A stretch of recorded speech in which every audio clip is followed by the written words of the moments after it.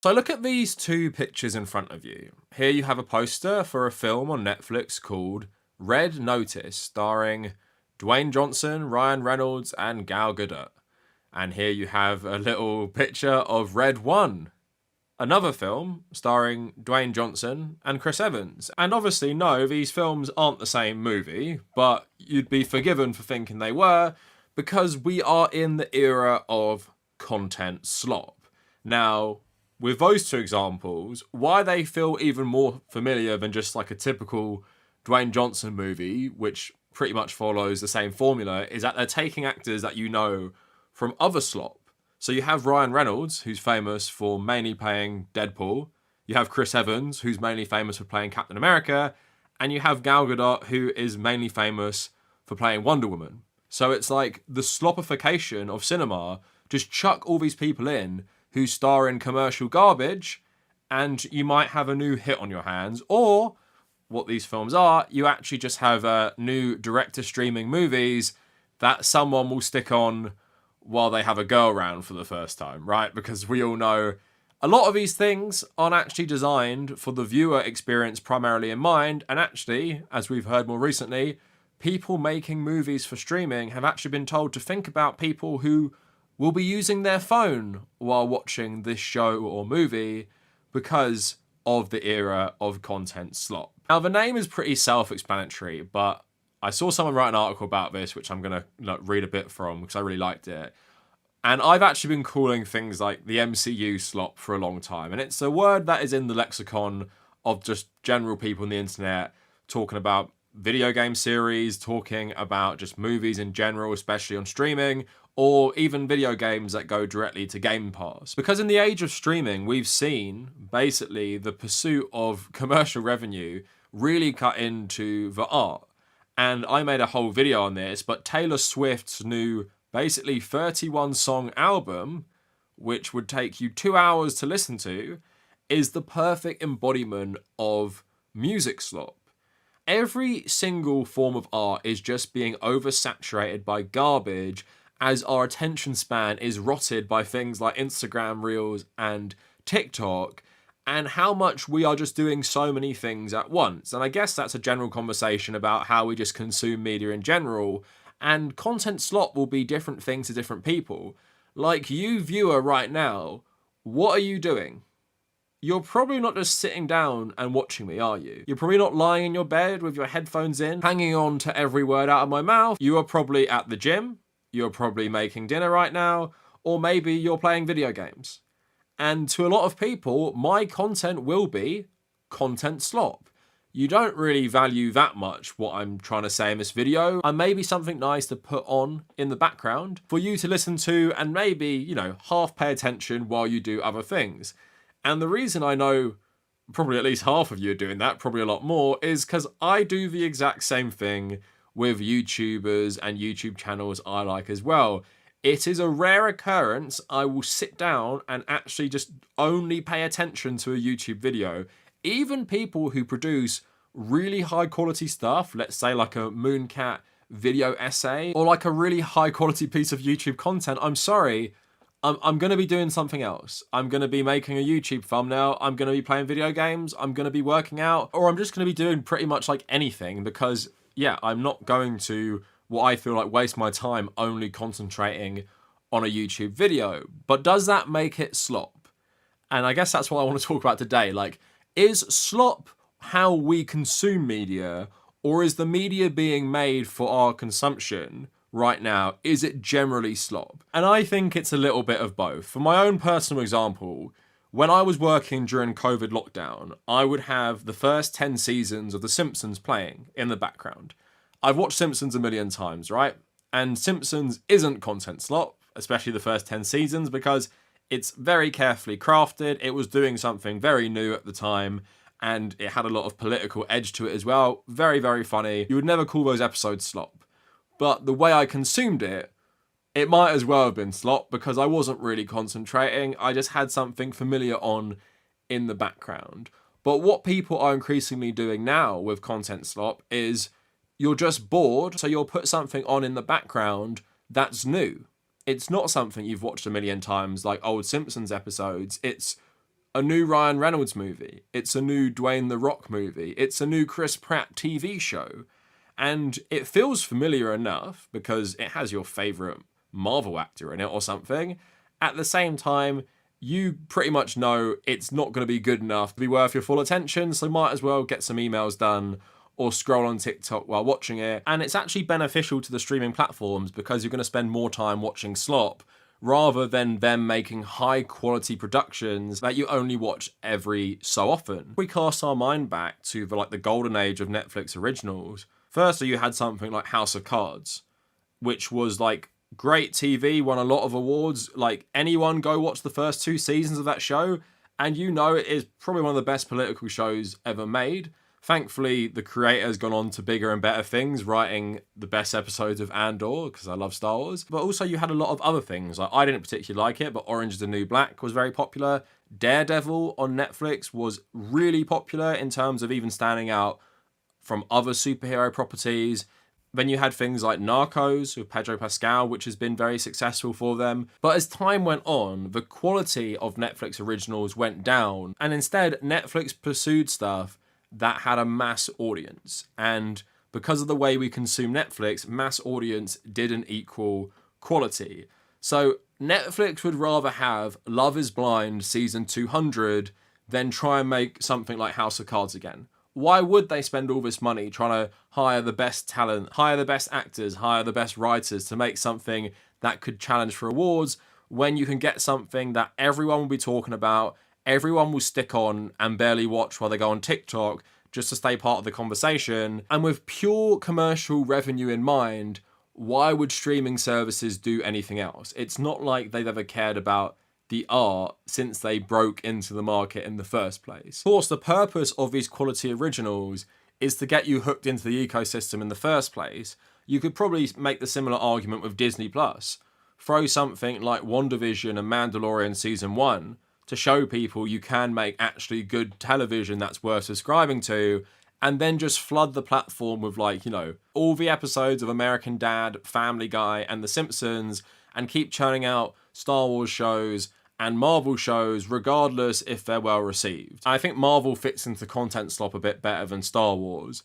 Not just saying that because I'm a Star Wars fan, but I do think the Star Wars content on Disney Plus is more good than bad, and also a lot of it bucks the trend of content slop. And I'd recommend for anyone, even if you don't like Star Wars but you have Disney Plus, check out Star Wars Visions, which is loads of international animation studios making standalone episodes of Star Wars, and there's some really good stuff in there. And it's definitely not designed as content slot. And because they're all standalone, you actually have to pay attention because it's over within 20 minutes. So if you don't pay attention, you're literally going to get nothing out of this. I just want to read a little bit from the article that inspired this video by Ryan Broderick, who has a newsletter called Garbage Day, and he wrote an article called More Slop for the Void. And I found it quite interesting in how he characterizes content slop. I don't agree with all of it, but I do agree with the overall sentiment. So he writes, content slop has 3 important characteristics. The first being, to the user, the viewer, the customer, it feels worthless. This might be because it was clearly generated in bulk by a machine, or because of how that particular content is being created. The next important feature of slop is that it feels forced upon us, whether by a corporation or an algorithm. We're the little piggies and it's the gruel in the trough. But the last feature is the most crucial. It not only feels worthless and ubiquitous, it also feels optimized to be so. The Charlie XCX Brat Summer meme does not feel like slop, nor does Kendrick Lamar's extremely long Not Like Us rollout. But Taylor Swift's cascade of alternate versions of her songs does. The jury's still out on Sabrina Carpenter. Similarly, last summer's Barbenheimer phenomenon did not, to me, feel like slop. Dune Part 2 didn't either, but Deadpool and Wolverine, at least in the marketing, definitely does. Speaking of Ryan Reynolds, the film essayist Patrick Willems has been attacking the idea from a different direction in a string of videos. In one essay titled When Movie Stars Become Brands, Willems argues that in the mid-2000s, after a string of bombs, Dwayne Johnson and Ryan Reynolds adapted a strategy lifted from George Clooney, where an actor builds brands and side businesses to fund creatively riskier projects, except Reynolds and Johnson never made the riskier project and instead locked themselves into streaming conglomerates and allowed their brands to eat their movies. The zenith of this being their 2021 Netflix movie Red Notice, which literally opens with competing scenes advertising their respective liquor brands. So it's not just music that feels forgettable and disposable. Most popular forms of entertainment and even basic information have degraded into slop simply meant to fill our various feeders. It doesn't matter that Google's AI is telling you to put glue on pizza. They needed more data for their language model, so they ingested every Reddit comment ever. This makes sense because from their perspective, what your search results are doesn't matter. All that matters is that you're searching and getting a response. And now everything has to meet these two contradictory requirements. It must fill the void and also be the most popular thing ever. It must reach the scale of Mr. Beast or it can't exist. Ironically enough, though when something does reach that scale now, it's so watered down and forgettable, it doesn't actually feel like it exists. I like that article and you can go read the rest of it. It was interesting about Ryan Reynolds and Dwayne Johnson taking the strategy of Clooney. So you're making very marketable commercial garbage to help basically fund your other commercial ventures, and you'll keep churning out garbage because of this symbiotic relationship, which makes you a lot of money. I mean, at least with Ryan Reynolds, he seems like an alright guy and has done interesting things with his money, like bought Wrexham Football Club. At the same time, I also like the point at the end that it has to be the most popular thing ever, but also because it has to have its mass market appeal, everything is so soulless and bland. Like Mr. Beast's videos is a great example which he mentions. Mr. Beast's videos are so fucking boring. And to Mr. Beast's child audience, they're the best thing ever, but there's just nothing interesting for people like me, and it is soulless because it's just designed purely for a mass market. Because you have to try and appeal to every single person on the planet, and if you're trying to do that, you're seriously limiting what risks you're going to take with art. And although Marvel has been on a bit of a break from releasing just endless content recently, I do agree with him that Wolverine and Deadpool does feel like slop. Do you know why? Because they know this movie is going to be a massive success for them.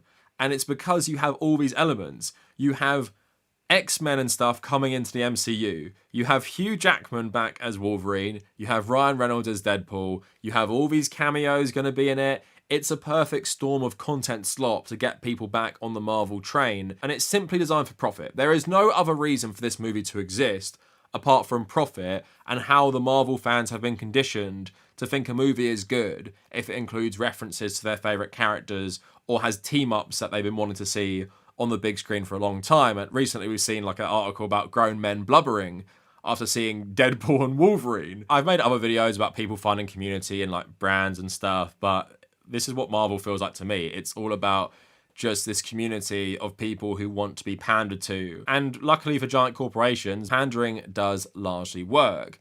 But also because of streaming, right? So that's the movie stuff. And we see with like Dune Part 2. And compare like Deadpool and Wolverine versus like Dune Part 2. So Hugh Jackman clearly didn't want to play Wolverine again.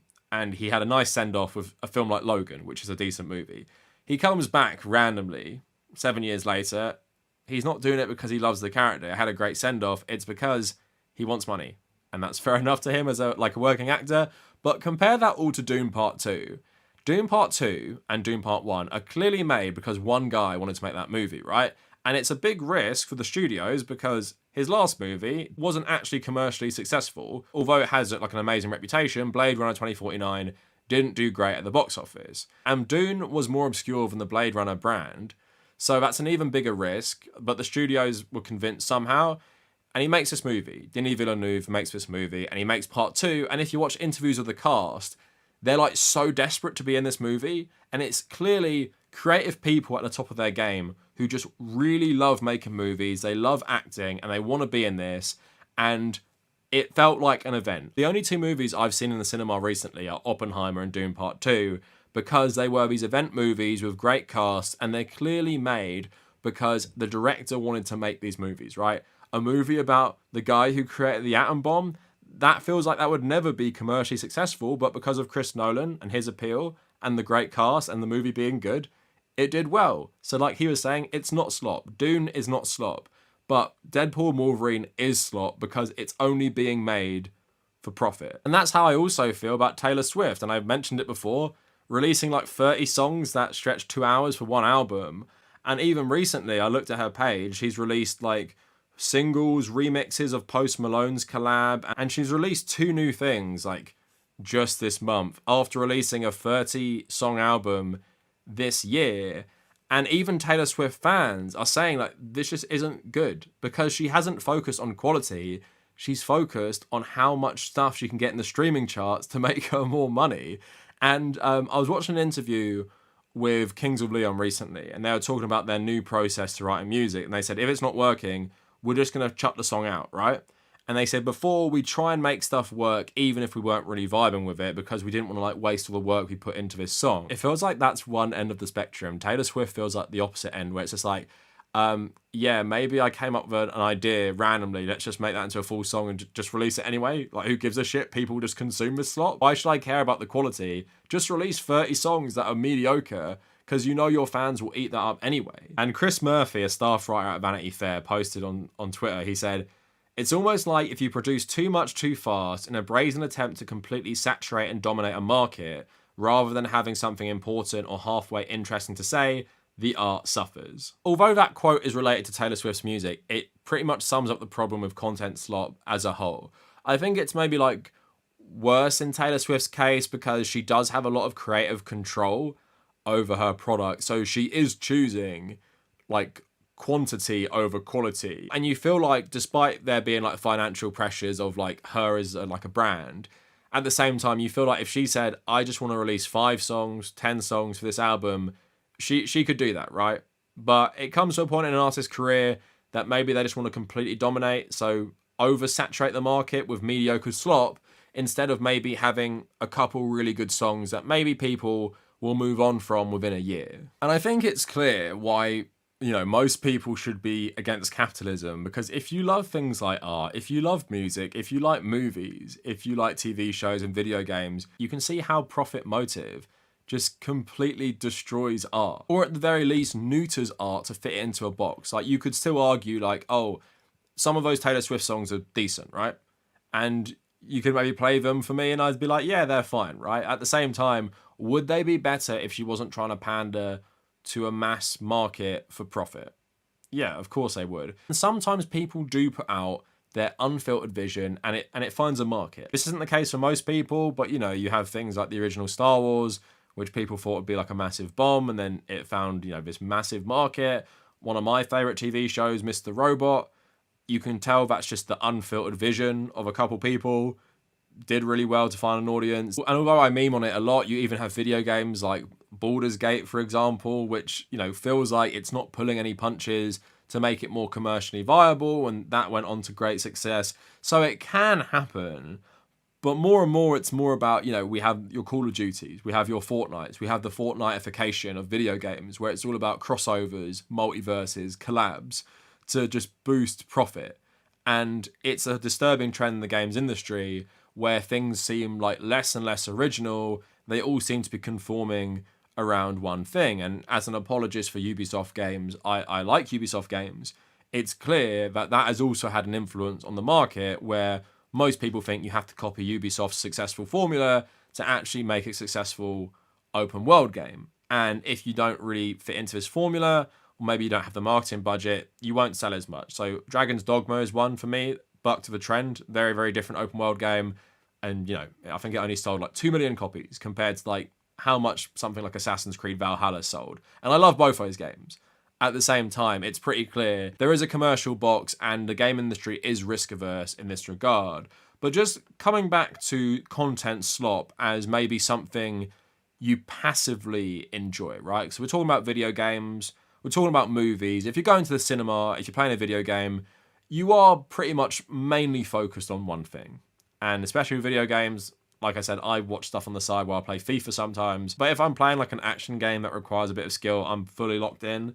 And there was an interview with a lady called Justine Bateman, who's a writer, director, and producer, who recently served as a consultant on the use of AI for SAG-AFTRA's negotiation committee.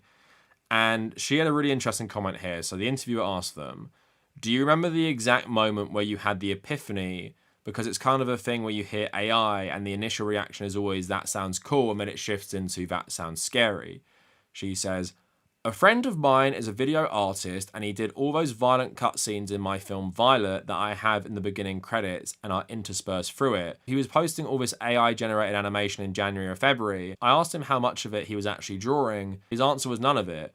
For a very long time, I have been dismayed at the amount of content I've heard from showrunners who are given notes from the streamers that this isn't second screen enough, meaning the viewer's primary screen is their phone and their laptop, and they don't want anything on your show to distract them from their primary screen, because if they get distracted, they might look up, be confused, and then go turn it off.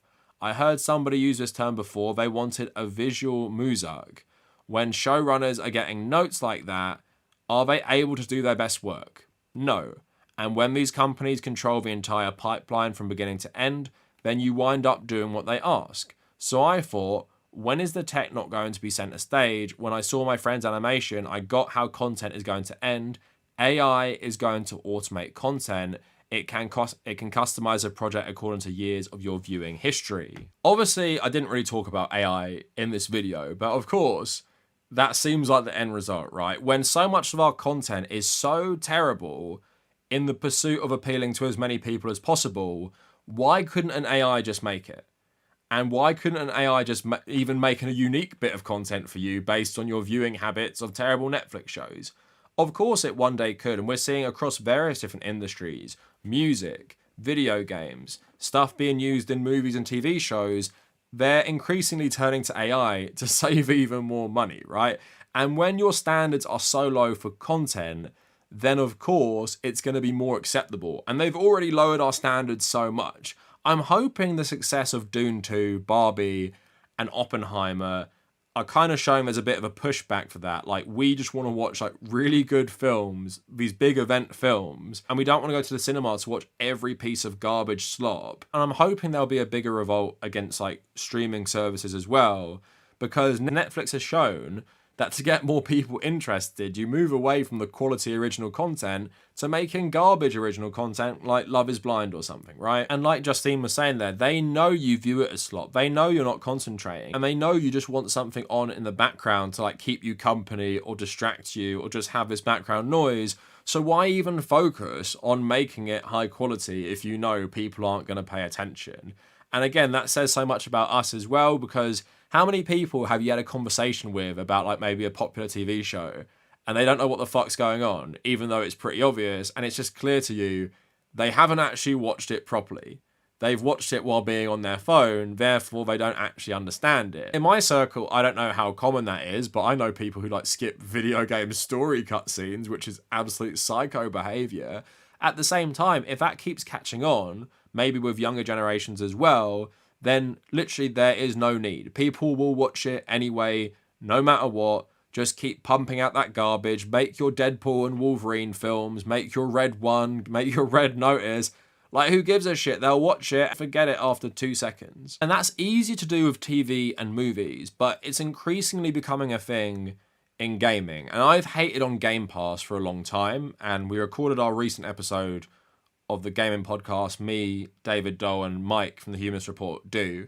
And we talked about this, but also this popularity also devalues gaming content. And think about something like Redfall last year on Xbox. Absolute dumpster fire. They still threw it out on Games Pass because they know, even though this is a 5 out of 10, just throw it out there. Like, what do we have to lose now? But at the same time, if they released it just as a full price game, that would be really damaging to them and no one would basically buy it. But because, you know, hey, it's on Game Pass, for me in my head, it's like free. So I'll just give it a go. Like, I don't really care if it's any good. And I'm scared that that's the way gaming's going to go. So that's why I'm a bit happy that Microsoft have been doing so badly, because they're trying to pioneer basically the Netflix of gaming. But then you have the streaming services of music where, of course, there's always going to be garbage music, but it feels like even music is just conforming to like one sound. And I always say this, look at the chart music from different decades before like maybe 2010. And then look at the chart music from 2010 to 2024, the top 10 songs of every year, and just think about how similar they all sound. Or think about artists like Ed Sheeran or Taylor Swift, like super successful, but every song they make sounds exactly the same. Because at some point, the art turns into mainly the pursuit of profit. So why not just make slop? Because the money investment for people these days is so low. You don't have to go out and buy an album. You don't have to spend £10 buying the new Ed Sheeran album or Taylor Swift album. You pay your, £10 subscription to Spotify. So you might as well listen to Taylor Swift. And even if it isn't great quality, throw it in your library, put it on a random playlist, or maybe never listen to it again. Doesn't really matter. You've still listened to it. You've still contributed to her streaming revenue, and you've still contributed to her overwhelming cultural saturation. So that's a benefit for her. That is my video on content slop. You could talk about this all day, but let me know what you guys think down in the comments. And if you made it this far, thank you for watching.